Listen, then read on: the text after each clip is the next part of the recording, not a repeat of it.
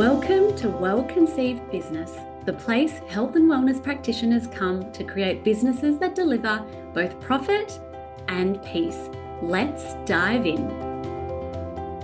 Hi, and the biggest welcome to you to Well-Conceived Business. And it is my pleasure to invite one of my favorite people and favorite life coaches in the world to the podcast, Simone Denny. And we have had like a kind of, I suppose, a fairly long business relationship as it goes. We were many moons ago in sort of a peer mastermind that was a really beautiful space, wasn't it? And we were kind of in different zones then. We were both within health and wellness, me as a vegan food blogger. Simone, you had an online health store. Yeah, I had a health and wellness blog and store at that time in Australia. Yeah, so another lifetime ago, actually. Probably same for you. Yes. And we've both, over the years, we've changed niches. And the reason why I wanted to get you onto the podcast today was because I see a lot of myself in the mums that I know, in the community, in my business networks as well. And what you specialize in is helping women find their purpose. And so many of us need to have this conversation. So the biggest welcome to you.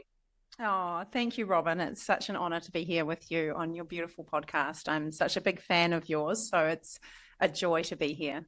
Oh, it's a mutual appreciation society because I feel the same way about you. So I actually worked with you back in 2018, and just to set the scene of today's podcast, I was feeling really lost in what am I supposed to be doing with my life now? Chloe was like 2.5. Olivia was like just turned 1. And I was at the time, I was only just starting to talk about infertility. Didn't want to go back to my part-time job. And I was in this middle, I don't want to say messy middle, but I was in a muddle of what am I supposed to do with my life? Is this my career? Who am I? I was weighed down by mum guilt at the same time as all of the pressures of juggling all the things, and needed to find out who I was, what I wanted to do with my life. And I needed, what came to be was that I just needed all of these permission slips to rewrite and find my purpose. And that's what you do best. I love that idea of permission slips. I actually do love giving people permission not to be something that they're not, but just to come home to who they have always been. Mm-hmm. So I feel like that's the journey that we went on, Robin, is like just remembering who you are at your core, at your essence.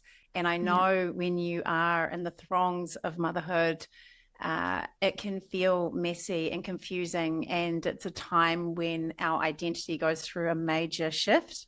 And if people are listening and they're not a mother, you have this time at some point anyway, in some aspect of your life where you go through this transition and you question your own identity. And I think where we sometimes get stuck is that we're trying to hold on to this old identity before motherhood. And we're trying to I remember for myself, like going from corporate world into having a baby, and, I just kept all my corporate clothes in the wardrobe just in case I went back, and kind of was trying to do things in this old identity. And it just didn't work for the becoming a mother and then really needing to step more into my feminine. There was a massive identity change happening, but I wasn't fully aware of it.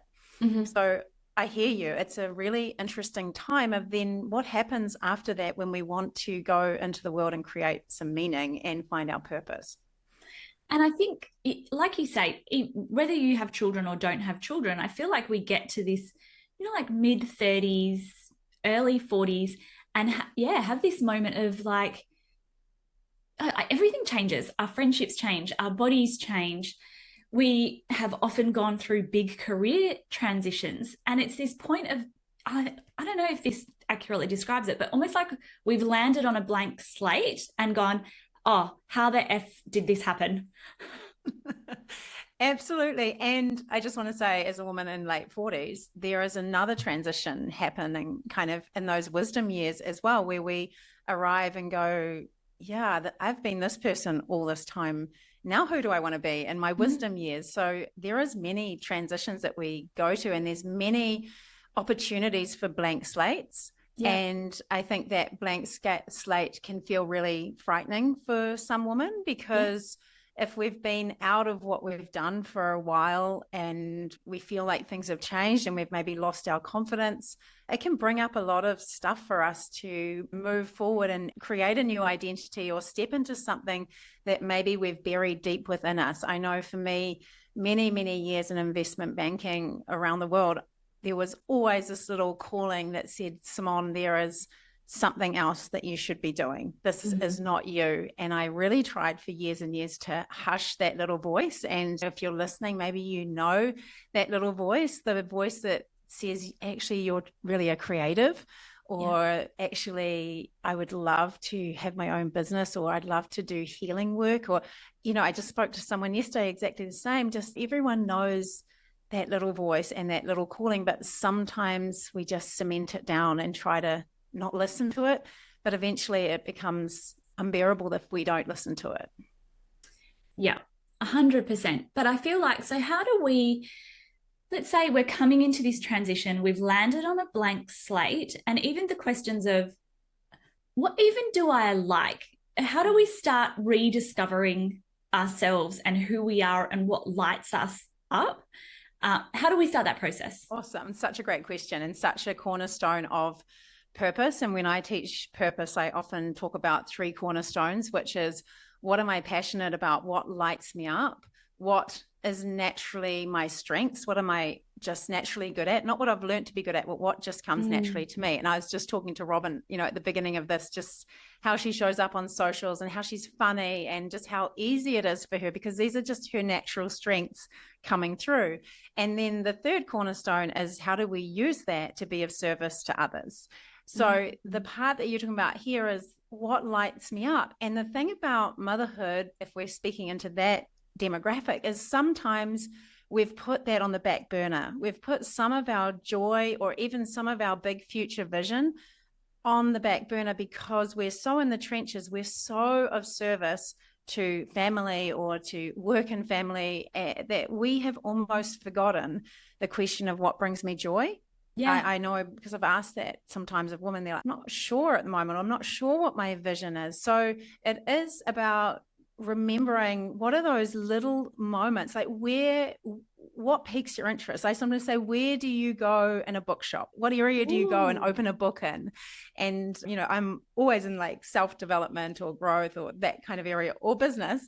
And then another question to help you is like, what did you used to love as a kid? Because there's so much gold in remembering what it was that we loved when we were children. Like if you remember the kind of child you were, that's really a sign of what's in your natural essence and your makeup. So there's clues to remember what lights us up. There's lots of other things that we do when I kind of help people. It's really, whether it's personality tests or strength finder tests, and really understanding from other people, what do they see, like as your strengths. I mean, kind of strengths comes in with this passion, but it's actually giving yourself the space and creating the boundaries to do some of those things that light you up without needing to have any outcome attached when you're just starting. Like if you used to love to ride horses, just go for a ride on a horse again.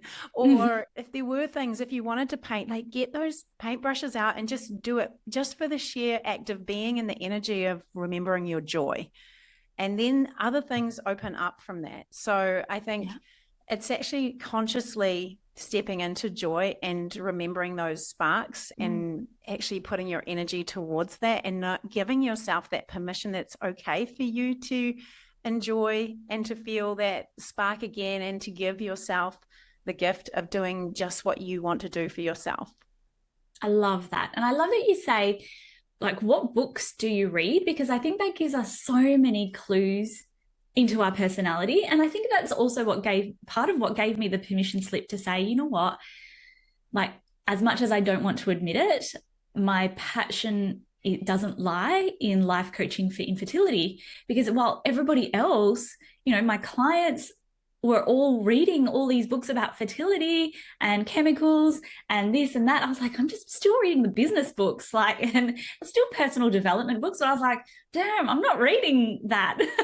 Yeah, and we go through evolutions, right, as well. Like there was probably a time that you really were deeply into that, but we also go through these evolutions of our interests, and we have to honor those because we're ever evolving.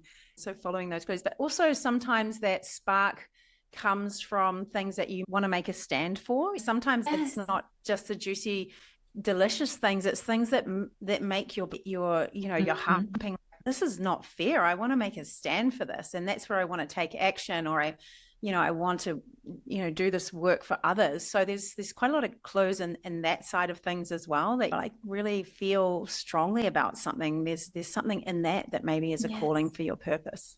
Yeah. And that's why as well, it was so good for a season, because that was how, I still feel that way, but yeah, it was great for a season. Does it ever go? So sometimes when we're looking at our purpose and like what we want to do, and you mentioned painting and horse riding and things like that, but sometimes does it go sort of deeper than that into painting and horse riding is clues about our deeper values and our deeper things that bring us joy, like on a bit of a deeper level? Absolutely. Yeah. I'm just sometimes wanting you just to remember what it feels like to be in the energy of joy. Yes. Just even to, like you're saying, it's like just getting in that energy. But yeah, understanding your values is a core piece of work that we do, and asking, are you living in alignment with your values? So I know for me, when I first came back to New Zealand, connection is one of my highest values. And I was kind of working by myself and really feeling a sense of disconnection. And I felt really off in myself, and I wasn't in my joy space. So I had to proactively join a co-working space, actually, that I became the chair of, because sometimes we have to create what we're craving. I say, if you're wanting something that's not there, you have to create it yourself. Yes. So yeah, I do feel like there is the kind of digging out of remembering that joy as the first step, but there's also the understanding of what is really most important to me. And what is a non-negotiable for me that I need to have in my life. And that's the starting point of how we start to carve our purpose. What I would say is that probably half of the work that I do, it is the returning home to self. It is understanding what lights you up. It is understanding what your strengths are. But a huge part of it is actually what is getting in the way and stopping you from stepping in. Because a lot of people say, I don't know what I want to do. I don't really know. I'm not sure what I should do, and feeling the sense of confusion. When we dig down, often we do know. We're just afraid to say it out loud, or we have thought of all of the reasons or the judgments or the inner critics going into overdrive of why we couldn't do this. So I'm very fascinated in that part, the juicy part of looking at our thoughts, our beliefs. And I'm an IFS practitioner, so I look at these protective parts that are trying to keep us safe. And I feel like the real reason that a lot of us are not stepping into our purpose is not because we can't find it or know it. It's because of all of these protective parts that don't want us to stand in our light. Yes. It's like an onion, really, isn't it? Absolutely. And to share, I guess, some of the big aha moments that I had when we were working together, we can get dogged by what everybody says we should do and what the journey of anything has to look like and what we think society wants. And for me, it was in this space of I had decided, right, well, I'm going to have an online business because I want to be with my kids more. And there was this permission piece around, speaking of values and connection, that I like repeating back the words that have stuck in my mind. Deep, meaningful human connection is one of my life forces. And I don't know if you talk much about human design, but I'm a projector, which I feel like is sometimes, and especially since COVID, I have to be forced sometimes to have human connection, but I need human connection, right? And so I had started my business and started feeling so disconnected from real meaningful human interaction. But there was this narrative that, well, no, like if you quit your 9 to 5 to have an online business, you can't go back to working into corporate. But I was missing this huge part of what brought, like, my own story of what brought me joy in my life. And then there was, we uncovered this layer of like, well, actually, you're missing human connection. And then I ended up getting headhunted for this role. Well, why don't you go, maybe accept a role? But then there was then the next layer of, yeah, but I had set in my brain this story of I was going to be the person that did all of the drop-offs and pickups at school. And I think I remember you saying something like, so if you don't do, like, if your dad does 3 drop-offs at school, you're doing like 7 out of 10, but 3 out of 10 like tips you over the scale of like not being a present enough mum. And it was like these layers of like, oh, there's a story and a narrative. Well, there's something that I've perceived that has to be this way. And, like I say, these little tiny permission slips along the way to be able to write my own story. Yeah, totally, Robin, get that. Like that's kind of the words of Brené Brown, is like the story I'm telling myself is, and then when we actually say it out loud and hear it replayed back to us, sometimes it is those aha moments dropping in. And it goes beyond that, because we are trying to live to the story that society tells us. So we are feeling bad if we aren't being everything to everyone, or we feel bad if we kind of have a story that if we start a business or work, then we're going to be a bad mum, and we can't do both. There's a lot of us holding the story that we can't hold being a mum and a businesswoman. And I really like to try to prove that wrong for people, because that's a very ingrained story that it's not possible. I mean, you do it, right? And I do it, and we have strong boundaries around having that quality time. And I was listening to your podcast about taking 11 weeks off or 11 holidays, and I've just had 6 weeks off with my family. And those are really important values for me, but they also require really good boundaries. But it's also the belief that I can hold 2 things at once that are really important to me. Yeah. Oh, I love that.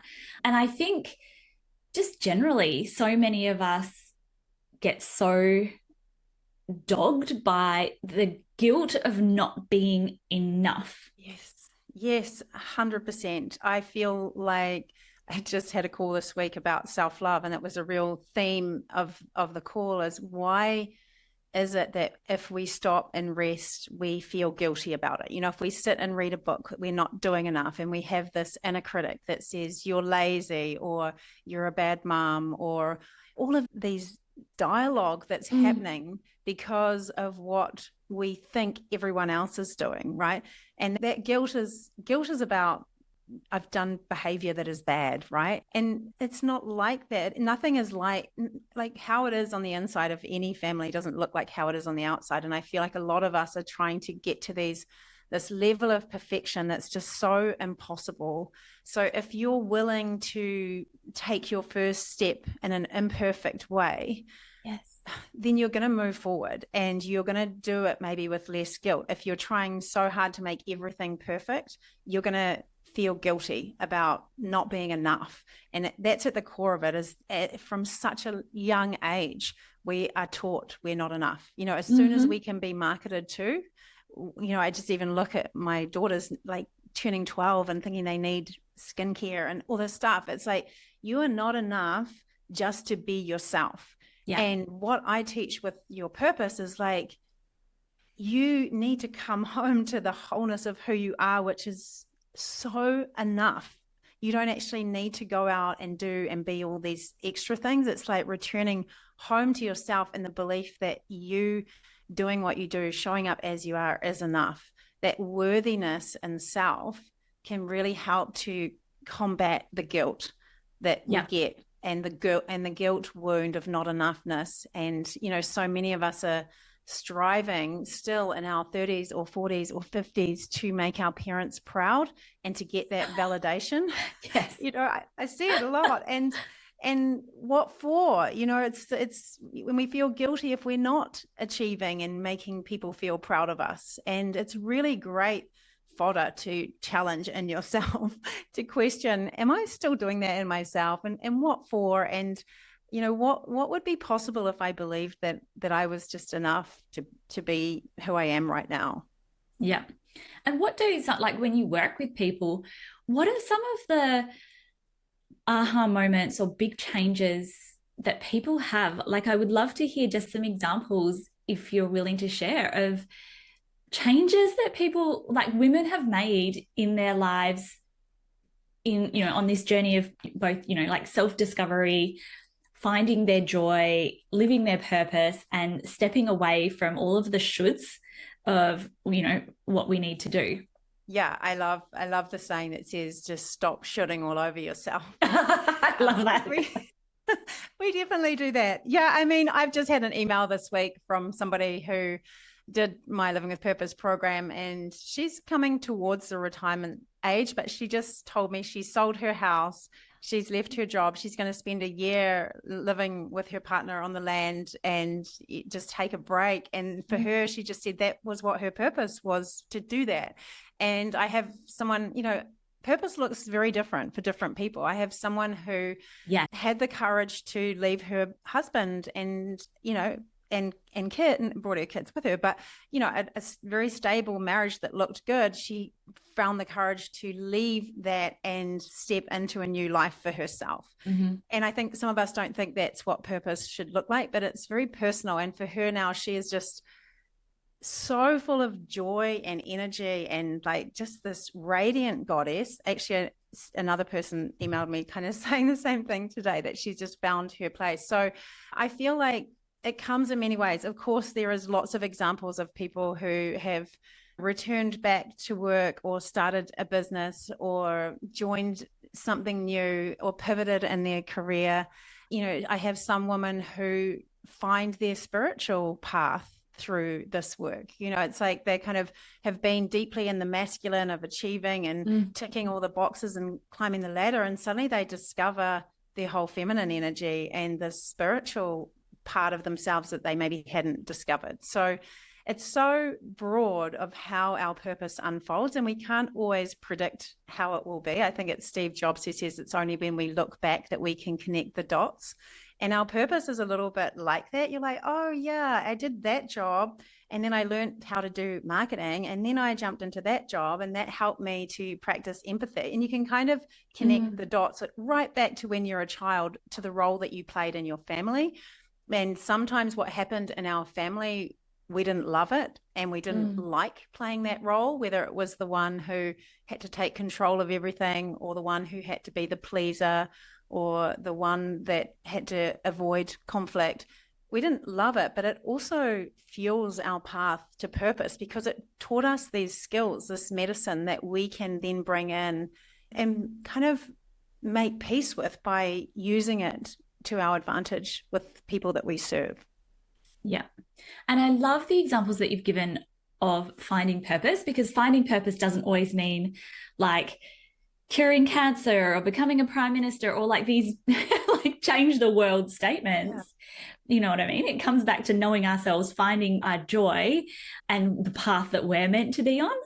Absolutely. Yeah. And it is so broad. I mean, there's a couple of women who I see now just on their career path, that's like someone who was an architect and now she's on root cause healing and emotional release, and she's just in her space that you would have thought she's always been in this. So yeah, it's kind of, we assume that others don't have another life and haven't had a whole other career or identity, and then when you see them, you just, it's beautiful. It's beautiful to see people step into their light. It brings me so much joy.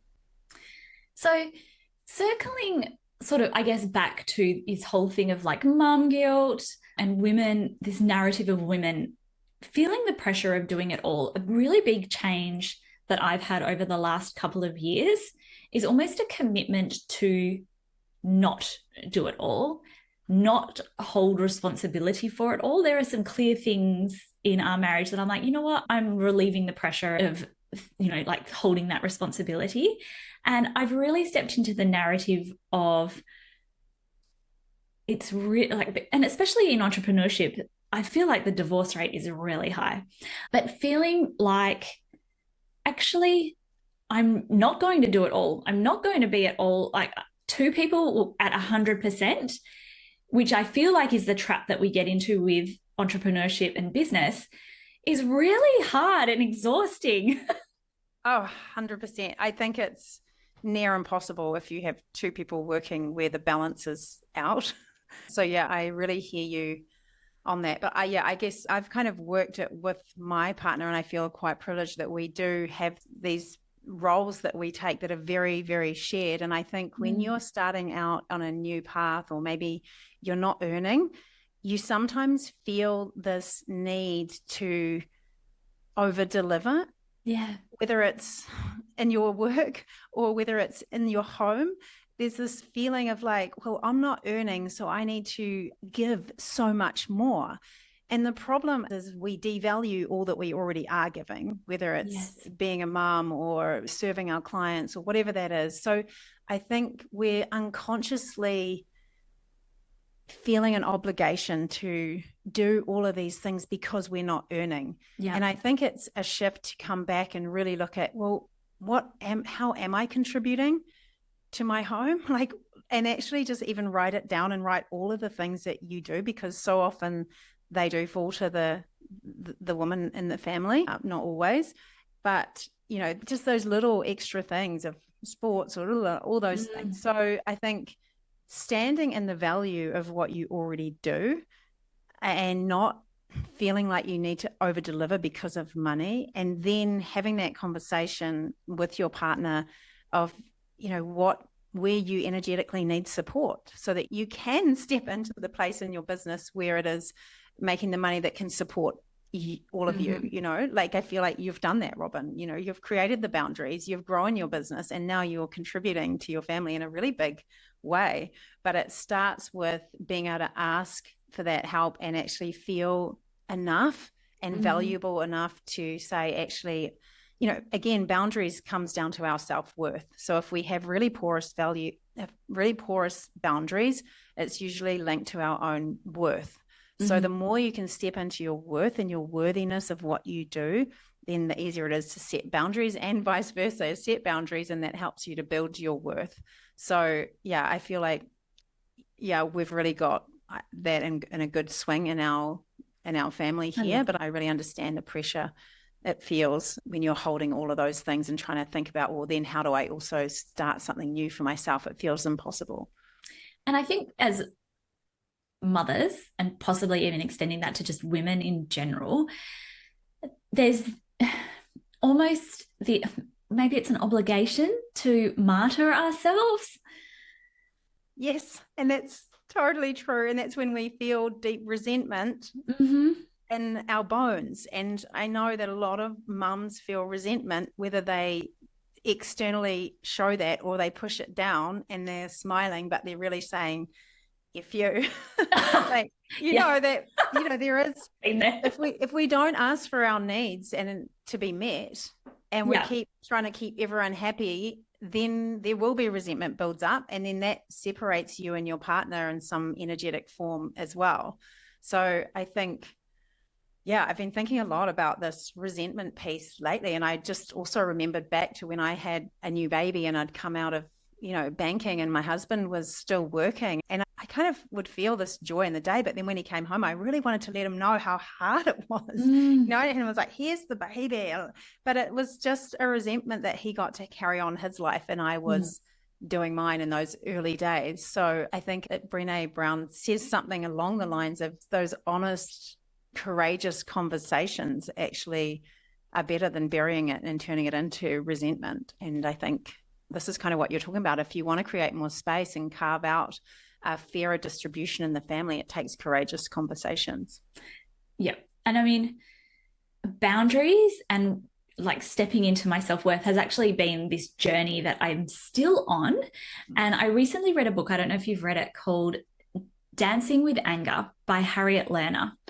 I freaking loved it. And there's like Glennon Doyle once like has this phrase that she's like, let whomever think whatever. And sometimes it's almost like there's this need to prove to our partners, and especially when you're setting boundaries, the biggest game changer I've ever learned about boundaries is just because you set a boundary, like there's always pushback. People always, just because you're like, this is my boundary, doesn't mean people are going to be like, oh, great, fab, and move on. Like there's pushback. So it's actually about like what you do and how you stand in your boundaries, like not when you set the boundary, but when people push back on the boundaries. And I think that sometimes we think that when we set boundaries, like, and then they push back, we then have to try and like prove to them why this is worthwhile and so Glennon Doyle has this phrase, let whomever think whatever, and Dancing with Anger, like I just love this point where the husband was like, well, that's selfish. And then her reply wasn't, well, no, it's not because of this. She's like, well, maybe it is, but I'm a grown woman. Exactly. I love that. I love that. And yeah, there is always a two-step phase to boundaries, exactly as you said, Robin. You'll set it and people won't like it, especially if you have been somebody who likes to please people for a long time and people are used to you saying yes to everything. Then they're going to try to push back on the boundaries. So it's having that being ready for the second step to just stand in your power without needing to actually excuse or make reasons for it, just strongly standing there and saying, that's not okay, sorry, or in the nicest possible way. Yeah, and we don't need everyone to understand our purpose or what lights us up, but I think we can have that deep knowing that if I'm standing in my purpose, long term, you're all better for it. Absolutely. Yeah, because you are feeling, I mean, there's so much research around purpose and happiness and immunity, and we live 7 years longer if we know our purpose, according to the Blue Zone research. So everybody benefits when we are in our purpose. And when we're not in our purpose and we've lost that meaning and we're not aligning with our values, that's when we feel that sense of frustration, or we feel stuck, we feel a bit lost or confused. So I really hear you that not only are you being of service to others, you're also feeling more joy and alignment in yourself. Yeah. So what are the first steps? Like if we're, like, I'm lost. What do I even want in my life? Like, yes, this is me. I'm snowed under in martyrdom and, I don't know what I'm supposed to be doing. Who am I in the right career? All of those things. Like we're having this little moment of, how do I step into joy?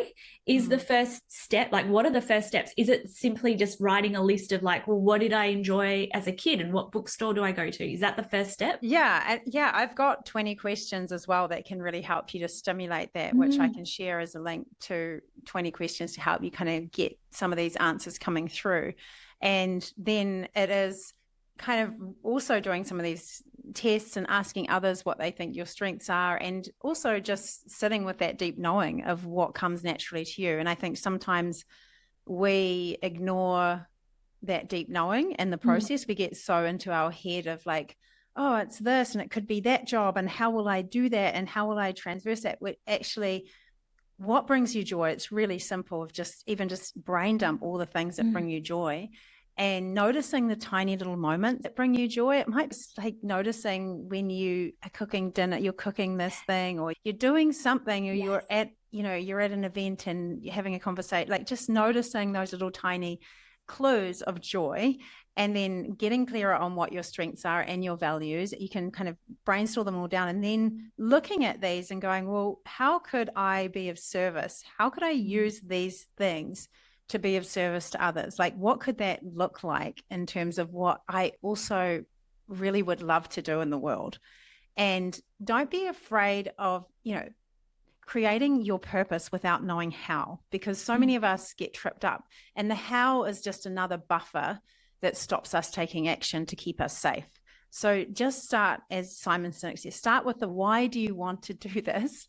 Why do you want to help people who, are underprivileged? Or why do you want to start a business that helps women, and having fertility issues? What's your why? And often our why has been our own story and our own experience. So that mess is in your message thing is true, because I just spoke to a woman yesterday who was talking about a journey of her epileptic daughter and how she healed her through nutrition. And I was like, well, this is your story and you could be of service through that. So often our purpose is through our lived experience as well. Yes. It's through things that maybe we didn't want to happen or we didn't wish it, and you wouldn't wish it on anybody, but through that journey, it's like the hero's journey. You're coming back with something that you could be of service with. So I feel like there is a lot in our own story, but there's also a lot in trying to just create the space to drop into your body and also just ask for guidance.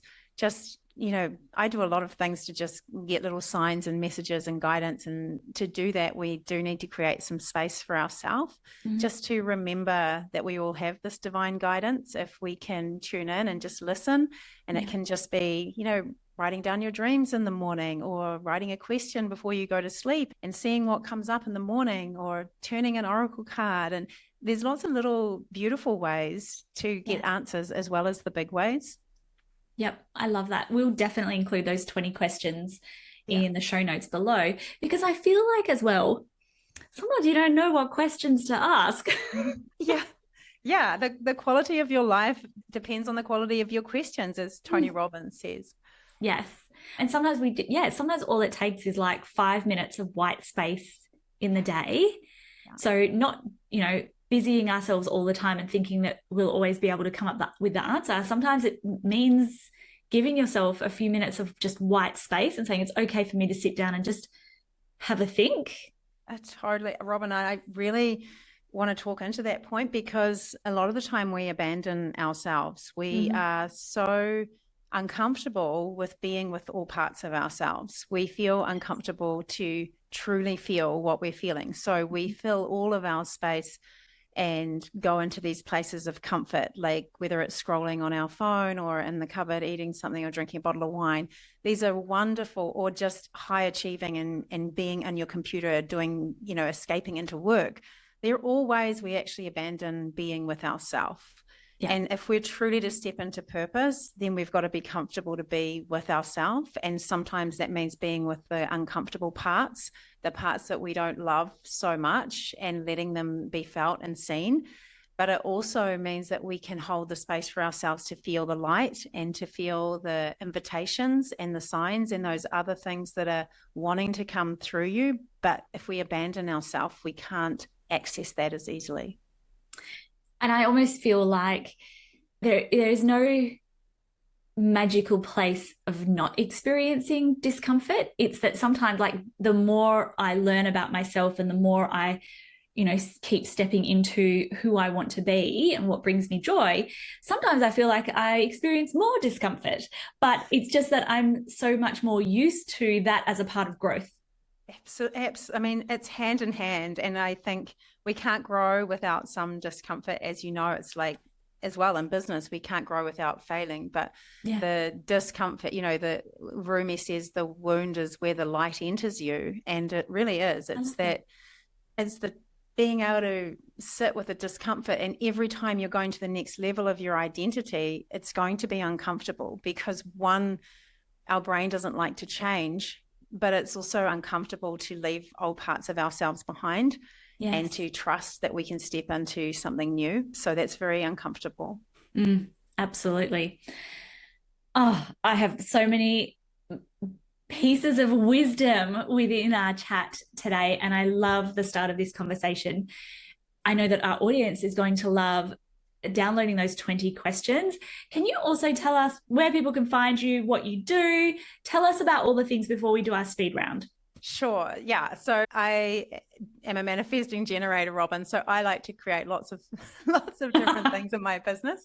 So yeah, my signature program is Living with Purpose, the one that we've kind of been talking about, the cornerstones and things like that. What's holding us back? How do we step into our light? How do we find these strengths and all of this good stuff so that we can actually take that first step, that first imperfect action? And that program will probably be starting in April as the next big program. So the other thing that I have coming up is a retreat in Byron at Soma Retreat, which is a really beautiful luxe location. And we're going to be really deepening into that self piece. And it's an opportunity to not abandon yourself, to actually be guided through the ability to be present with self so that you can expand into that next level, but doing it in a way that's held in a really beautiful location with lots of yummy speakers and facilitators doing, great things for our whole nervous system. So that's the Byron Retreat, which is at simonedenny.me Byron Retreat. And I also have a membership, which is like an ongoing growth container that just keeps us on our path, keeps us in momentum. It's checking in on our parts that sabotage us. We check in on what is your vision and your goals. And that's called the hatchery. And that's just often people do that after they do Living with Purpose, but it's open to everyone at the moment. And it's a really kind of positive, uplifting group of women who are all supporting each other to rise, which is really what I'm all about. And then I also do one-to-one coaching and IFS, which is internal family systems, which is born from family therapy, and it really works with our internal parts. Sometimes they're parts that we don't like. We're talking about parts that become controlling, parts that people please, parts that feel guilty, parts that feel shame. And we get to understand them, and we get to understand how they work within your system, and we get to know what they're trying to protect you from feeling. And often that is a little girl or a boy who felt some kind of pain, some abandonment, some loneliness, some shame in their past. So we really work with the whole system. It's very deep work, but I kind of do a lot of my coaching with IFS now. It's really... I feel like it has a really profound ability to shift some of the old programming that keeps us stuck. I love that. We will include some links below to anyone who wants to learn about any of those things. So at the end of our interviews, we always do a speed round. Are you ready? Yes. Should I be nervous? No. Okay. This is just the juicy parts that, like everyone's wants to know all these little tidbits. So what's a great book that you recommend everyone reads?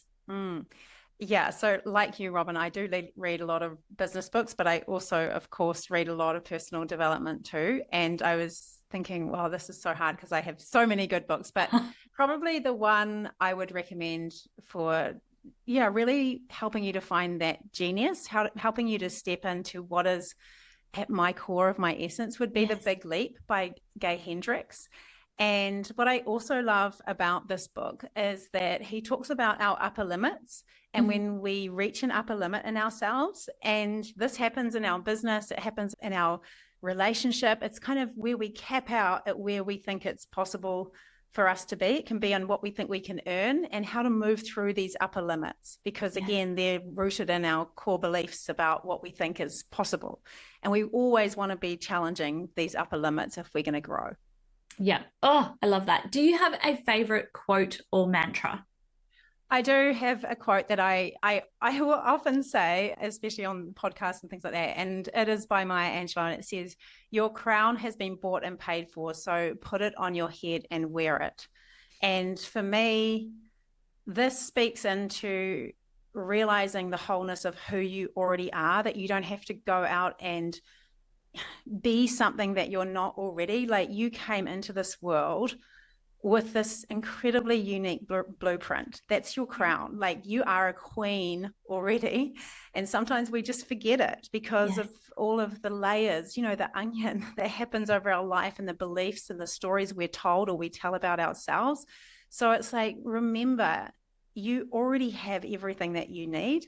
And now, like, we have this one precious life. Put your crown on your head. You're here to bring through your natural gifts and ability. You're here to tap into your genius and to really share that with the world. Oh, goosebumps. Do you have a tip that's changed your life? Oh, gosh. I have a funny tip that my friend gave me years ago when we were living in London. And she always said, you never regret what you do. You only regret what you don't do. And for those things that you don't do, it will be a journey or an experience anyway.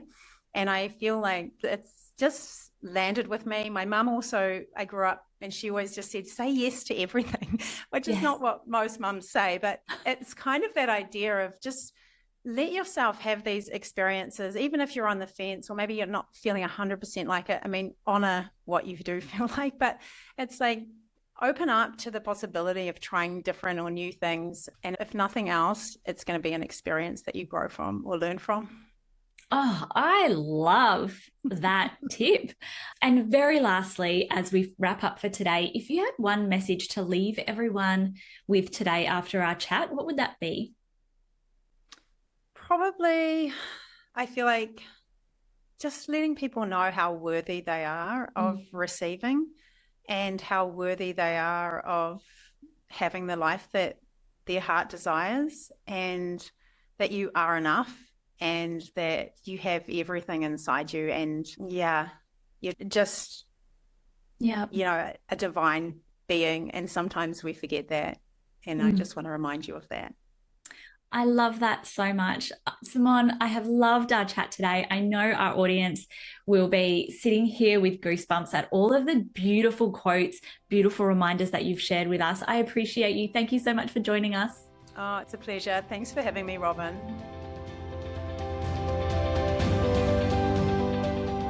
Well, that's Well Conceived Business for this week, done and on the books. Let's connect at Robin Birkin on Instagram to keep the conversation going.